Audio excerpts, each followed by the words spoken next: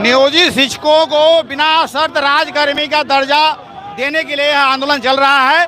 हम लोगों ने विभिन्न जिलों प्रखंडों में उनके आदेश को जलाए थे। आज 10 तारीख को मशाल जुलूस के द्वारा हम सरकार को बताना चाहते हैं कि तमाम शिक्षक लोग एकताबद्ध है और 13 तारीख को मुख्यमंत्री के समक्ष लाखों की संख्या में पटना में हम लोग आएंगे और अपनी मांगों को लेकर रहेंगे। 13 तारीख को जो है कि हम पूरे नियोजित शिक्षक जो है अपनी मांग के लिए पूरा पटना को भर देंगे।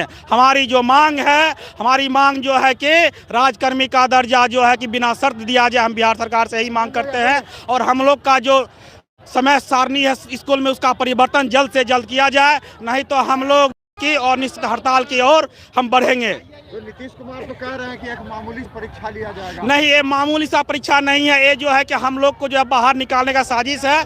देखिए, पहले कहा गया मामूली सा परीक्षा और इसमें सिलेबस में जो डाला गया है बीपीएससी टायर 1 टायर 2 भी डाला गया है और आप जो पढ़ाते वो भी डाला गया है और जो है कि नॉर्मलाइजेशन किया गया है, जिसके तहत जो है कि ये जो है सोची समझी साजिश है और जिसके कारण जो है कि हम लोग को बाहर करने का ये रास्ता निकाल रही है। और हमारी सरकार से मांग है कि जो है कि बिना शर्त जो है कि राजकर्मी का हमके दर्जा दे और जो हम लोग का जो है कि पहले का जो स्कूल में जो छुट्टी का था वो हमें छुट्टी दे, क्योंकि एनसीएफ में लिखा हुआ है 220 दिन ही जो है स्कूल चलना चाहिए साल में।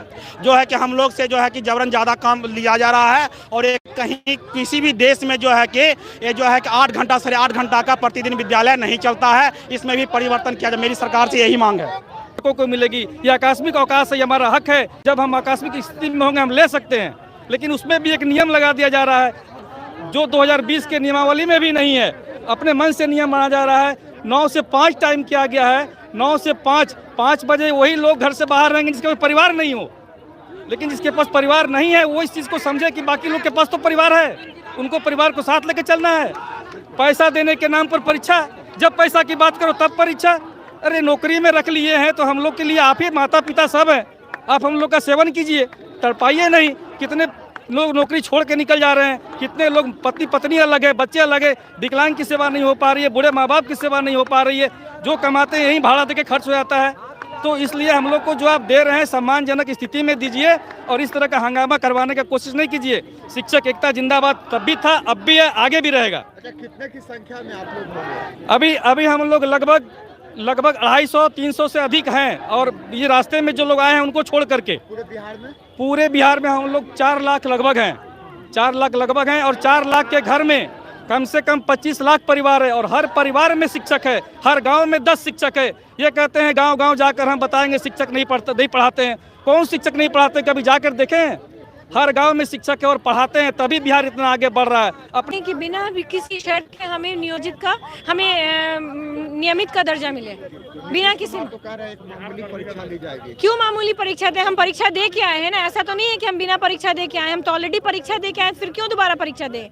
कि ये जो सक्षमता परीक्षा लेने जा रहे हैं इनका हम घोर विरोध करते हैं, क्योंकि यह 20 साल 18 साल बीत गया सर्विस का, अभी तक वो जब दक्षता परीक्षा ले चुके हैं तो फिर बार बार परीक्षा से गुजरना, जब पाठन कार्य को बाधित करना, हमें ना शिक्षकों को प्रताड़ित करना की मानसिकता जो सरकार बनाई है इसको वापस ले और शिक्षकों को बिना शर्त राजकर्मी का दर्जा घोषित करे।